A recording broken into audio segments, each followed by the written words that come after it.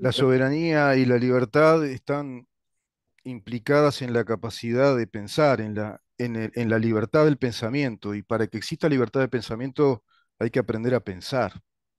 Y eso tiene que ver con la educación, los sistemas educativos que enseñen al, al pensamiento, que permitan el desarrollo del pensamiento a través de las técnicas, que te plantea la filosofía, la lógica, las matemáticas, pero a su vez también la historia, pero la interpretación de esa historia científica, avalada por pruebas, por fuentes, por la cita de fuentes que realmente sean confiables, que sean fuentes dignas de un trabajo metodológico serio de las ciencias históricas, de las ciencias políticas, de las ciencias jurídicas.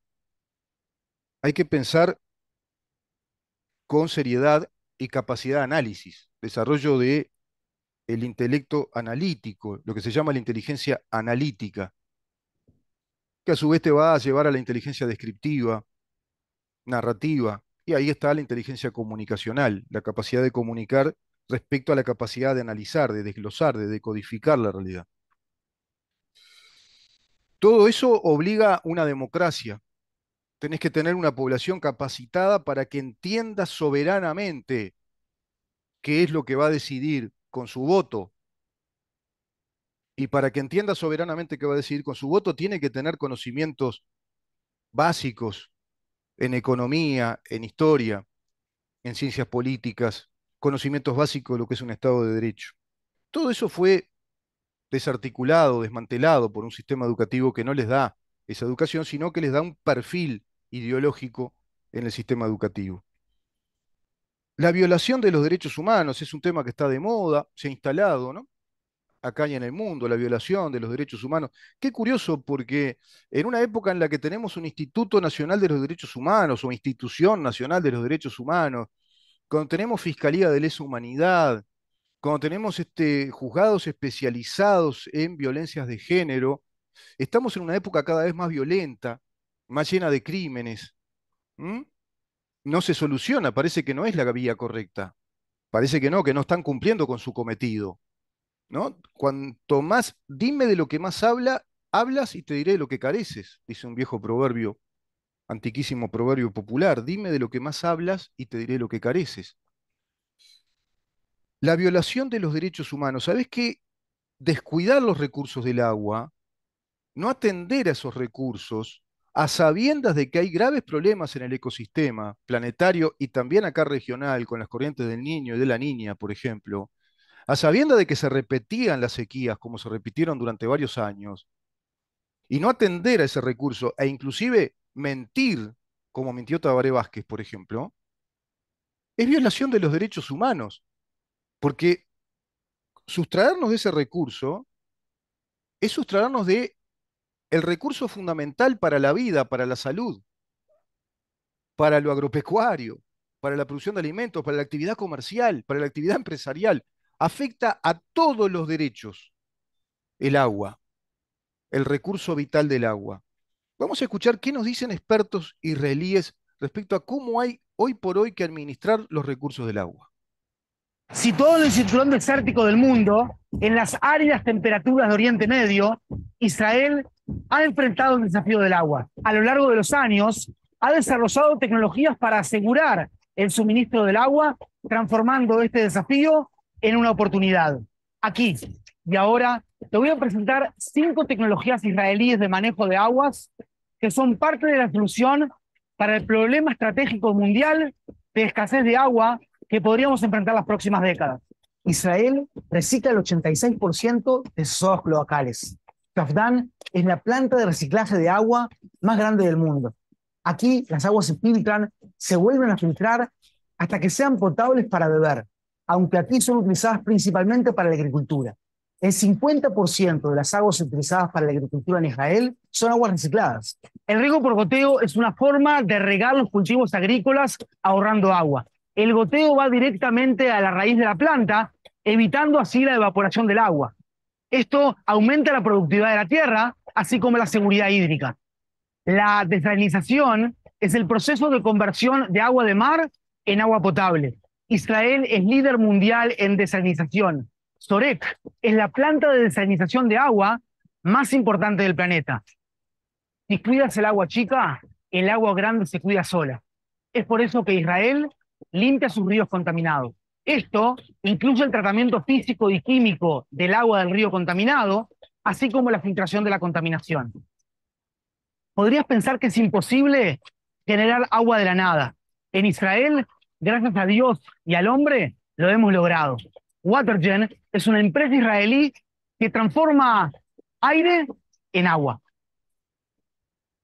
¿Qué tal? Fueron ¿Qué 5 tal? formas a través de las cuales Israel maneja la crisis del agua para el bien de sus ciudadanos y de los ciudadanos del mundo. Vení a verlo conmigo aquí, en Israel. Sorek y Watergen, dos empresas israelíes. ¿Por qué no consultaron estas empresas, gobiernos anteriores? ¿Por qué no se consultó a los israelíes, que son los que saben de agua? Porque son los que están más afectados en ese cinturón desértico tremendo. ¿Vieron todas las maneras que hay de cuidar los recursos hídricos y de tener agua? Se puede potabilizar hasta las aguas cloacales. Se puede obtener agua del aire. Se pueden potabilizar los ríos contaminados, como el Miguelete acá, que ni siquiera los puentes tienen arreglado. Tienen unas barandas atadas con alambre. Pero claro, Carolina Cose le importa mucho la cultura, ¿no? Por eso trae recitales que le ponen un sobrecosto, como hizo con Antel, con el Antel Arena, que a su vez sacó plata para ahí y no permitió que esa plata fuera hacia, bueno, una nueva planta potabilizadora o purificadora de agua, qué sé yo. Tampoco tuvo mucha fuerza Tabaré Vázquez, ¿no? Como para decirle, no, no, no, mija, esto viene para acá, ¿eh? Hay que hacer esto. A ver, ¿qué diría Jorge Valle respecto a este tema, respecto a Carolina Cose y la plata que usó para Antel Arena? Y bueno, elijo otros destinos para cosas que no pueden demorarse. Se puede demorar la construcción de Antel Arena y no se puede demorar el mejoramiento del agua potable. Clarito, ¿no? Don Jorge, gracias. Un estadista de primera categoría que le tocó bailar con la más fea, ¿no? La corrida bancaria que se venía desde Argentina para acá porque se daba la crisis financiera a nivel mundial, la burbuja en Estados Unidos que explotaba, y por si fuera poco, le tiraron la aftosa cuando teníamos un ganado libre de aftosa que era un ganado privilegiado a nivel exportador, porque era el único ganado que no necesitaba siquiera vacunación, medicación, porque estaba libre de aftosa. Bueno, librando con todo eso, el gobierno de Jorge Valle que desmonopoliza Antel, afortunadamente, que planteaba desmonopolizar ANCAP, le hicieron la guerra, que planteó el desarrollo de políticas de gastos mínimos, política de Estado de gastos mínimos, ir achicando el Estado, a pesar de toda esa crisis, entrega su gobierno al primer gobierno del Frente Amplio con el 1,2% de déficit fiscal, una cosa así. Para aquellos que después son datos, ¿no? Datos, para después de aquellos que dicen que fue el gobierno de la migración, que emigraron uruguayos, que había hambre, que se comía pasto. ¿Se acuerdan que decían que ahora con este gobierno se iba a volver a lo mismo, a comer pasto? Dicen eso los que robaron en las ollas populares, ¿no? Se quedaban con lo que sacaban y tuvieron que ser auditados por el Mides y lo sacaron bien sacadito del forrito, ¿no? Porque se estaban robando la plata de los alimentos. La protección del medio ambiente es de interés general, dice el artículo 47 de la Constitución de la República. Las personas deberán abstenerse de cualquier acto que cause depredación, destrucción o contaminación graves al medio ambiente. La ley reglamentará esta disposición y podrá prever sanciones para los transgresores. Los transgresores, como fueron esos gobiernos del Frente Amplio, transgresores de los recursos del agua que la dilapidaron, como así dilapidaron dinero, dilapidaron los recursos del agua. No hicieron nada, ninguna obra, hasta gastaron recursos económicos en un estudio de una empresa alemana que hizo un diagnóstico respecto a la situación del agua y lo que había que hacer, y se gastaron más de 1,000,000 y pico de dólares que quedó en la nada, dinero por nada, ¿no? Money for nothing. Y no se hizo ni una obra, nada hicieron, ¿no? Negligencia, omisión, irresponsabilidad total. Pero, pero, las fuerzas políticas de izquierda instalaron un mito de que el agua tiene que ser de todos los uruguayos e instalaron el mito socialista de que el agua debe ser estatizada en todos los sentidos. En infraestructura, en saneamiento, en suministro, debe ser exclusivamente del Estado. Y se agrega un inciso 2 de este artículo que fue la reforma que se instaló por la vía plebiscitaria en el 2004. Y dice lo siguiente: el agua es un recurso natural esencial para la vida. El acceso al agua potable y el acceso al saneamiento constituyen derechos humanos fundamentales. Ellos mismos se pisan el palito todo el tiempo, se contradicen todo el tiempo, ¿no? El agua, entonces, el acceso al agua potable y el acceso al saneamiento constituyen derechos humanos fundamentales. ¿Dónde está el saneamiento en las zonas de Montevideo tan complicadas como los asentamientos irregulares, que son un montón? Más de 250.000 montevideanos sin saneamiento. ¿En dónde está el empleo responsable de este recurso y la no violación de los derechos humanos en este tema respecto a integrantes del Frente Amplio, gobiernos anteriores, 33 años de gobierno del Frente Amplio Montevideo y ahora el gobierno del Frente Amplio a través de Carolina Cose?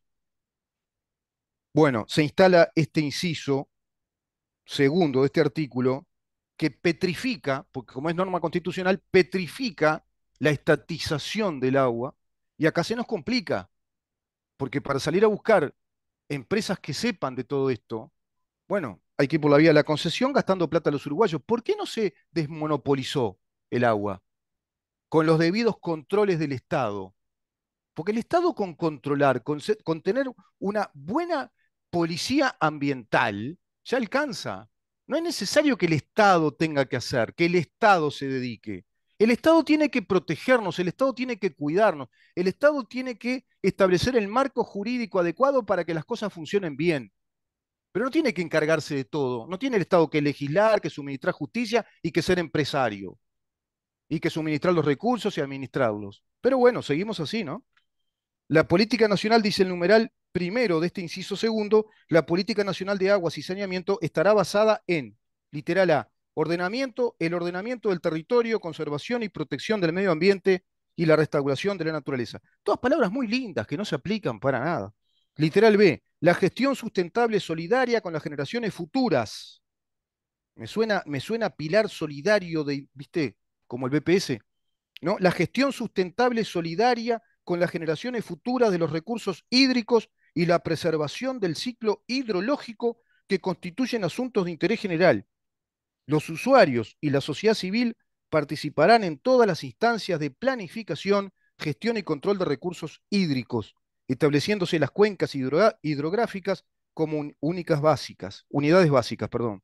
Literal C, el establecimiento de prioridades para el uso del agua por regiones, cuencas o partes de ellas, siendo la primera prioridad el abastecimiento de agua potable a poblaciones. Literal D, el principio por el cual la prestación del servicio de agua potable y saneamiento deberá hacerse anteponiendo las razones de orden social a las de orden económico.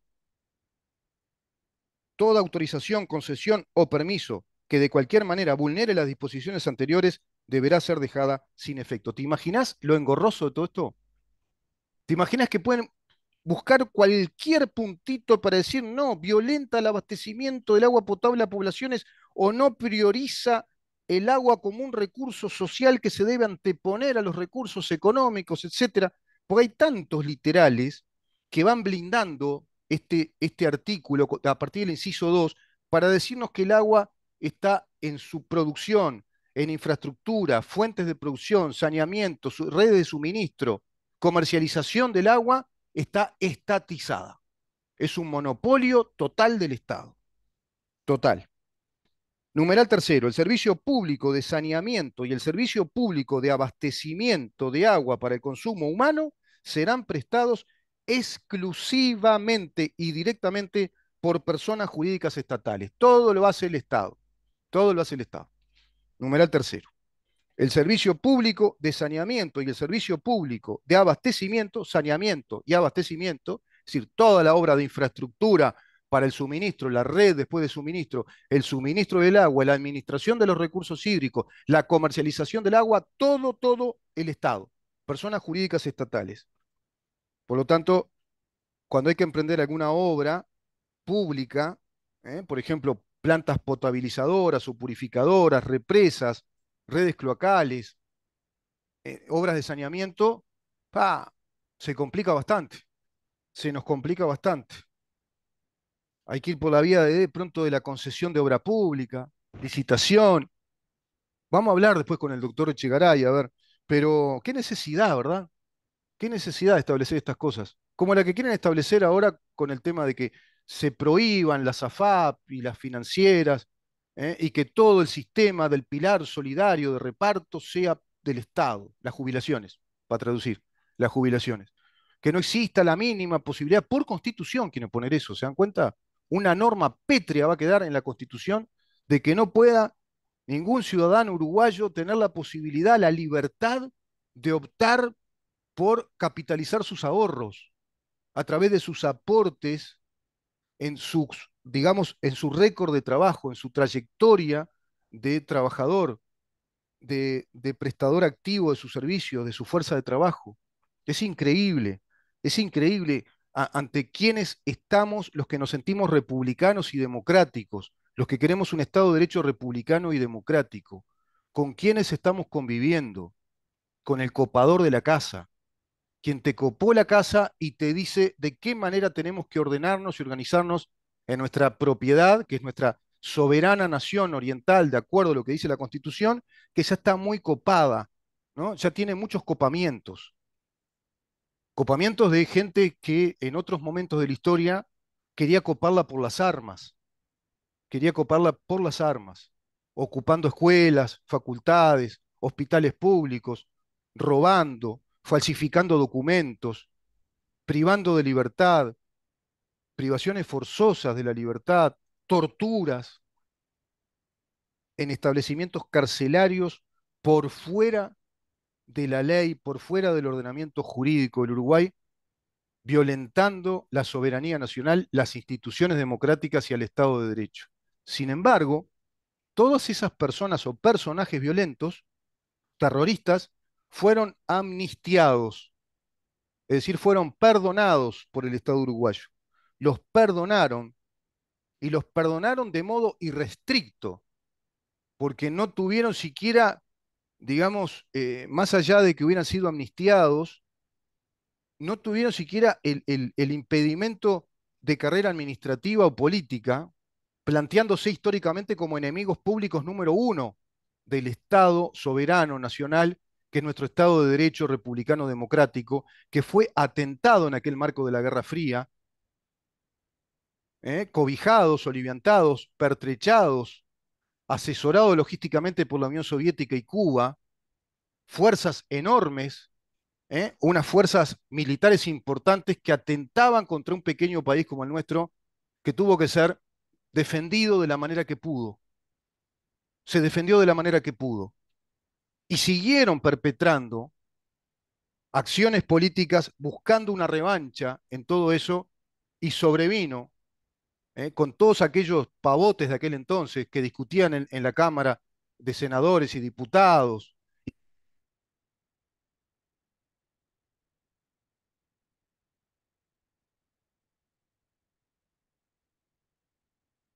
que no nos comía el comunismo internacional.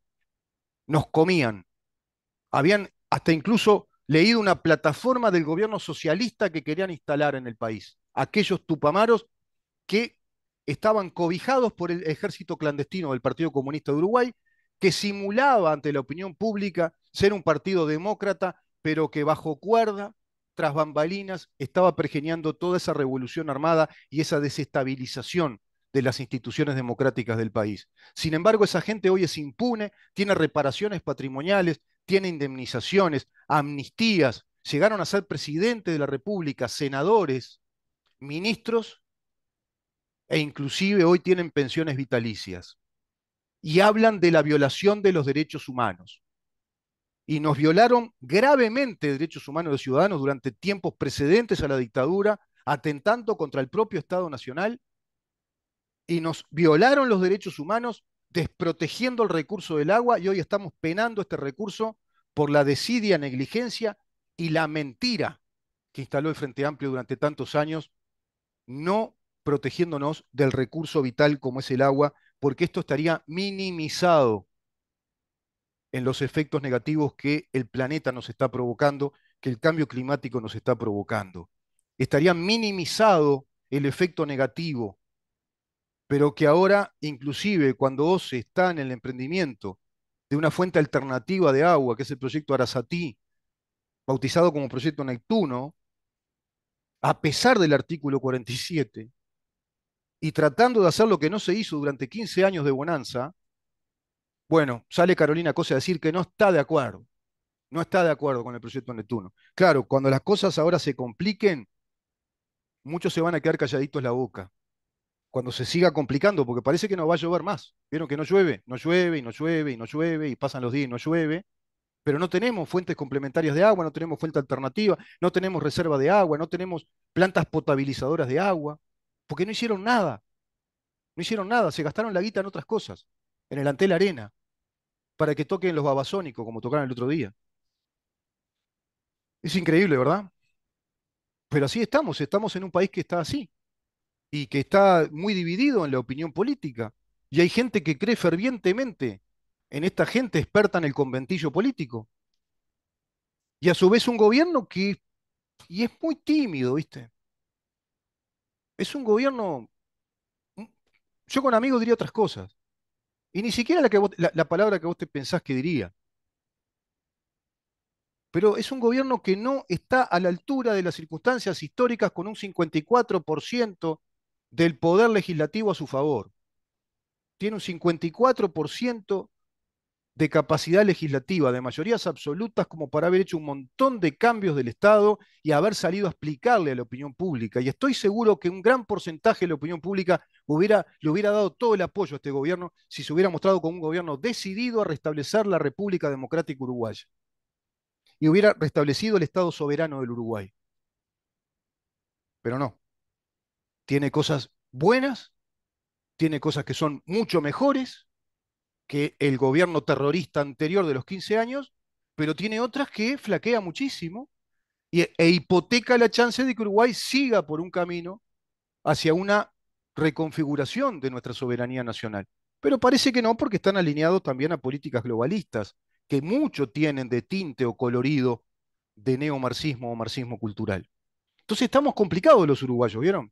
Estamos complicados en cuanto a alternativa política que viabilice un país que sea realmente soberano, que sea un ejemplo de un país valiente que le empiece a indicar al mundo que quiere vivir de acuerdo a lo que su constitución, su norma hipotética fundamental le dice, su cometido histórico, el cometido histórico de nuestra Carta Magna, lo que nos dice, y ahí está nuestra nacionalidad. Esa es la identidad oriental. El día que esta constitución se deje de aplicar en totalidad o sea muy profundamente reformada o se vaya a algo peor como una constituyente, como así lo quería Luciano Polanski, ese día el Uruguay terminó como país. Pasaremos a vivir en una suerte de país comunista, socialista, marxista como Cuba, Venezuela, como se lo quiere hacer en Chile, por ejemplo, o en Colombia. Veremos qué pasa con Brasil. Está complicado. Nos vemos mañana a partir de las 10 de la mañana para seguir preguntando en dónde estamos. Chao. Libertas.